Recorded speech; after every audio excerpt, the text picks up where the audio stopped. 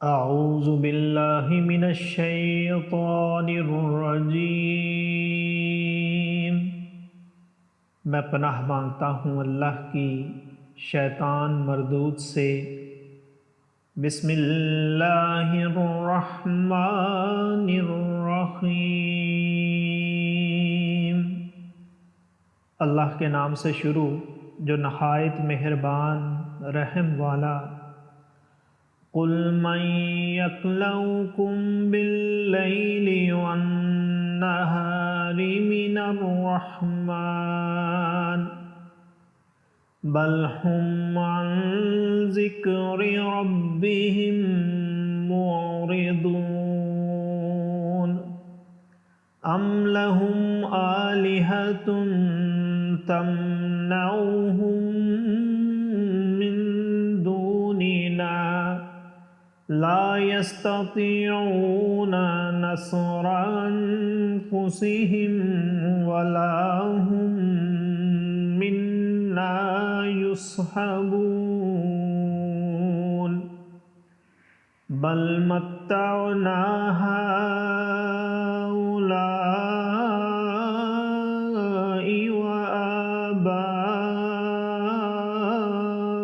وآباءهم حتى طال عليهم العمر أفلا يرون أنا نأتي الأرض ننقصها من أطرافها أفهم الغالبون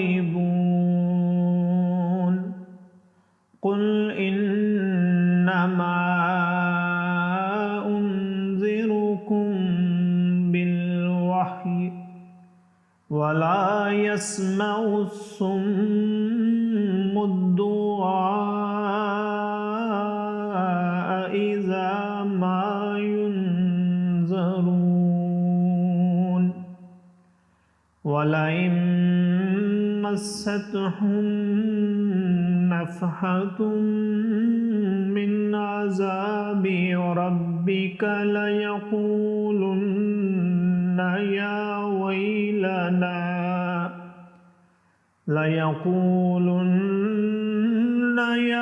ويلنا إنا كنا ظالمين۔ صدق اللہ العظیم۔ تم فرماؤ شبانہ روز تمہاری کون نگہبانی کرتا ہے رحمان سے، بلکہ وہ اپنے رب کی یاد سے منہ پھیرے ہیں۔ کیا ان کے کچھ خدا ہیں جو ان کو ہم سے بچاتے ہیں؟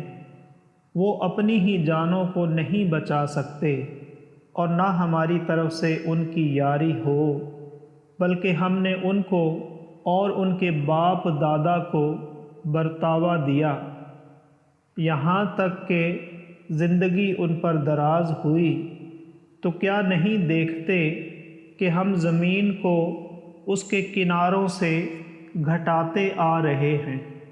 تو کیا یہ غالب ہوں گے؟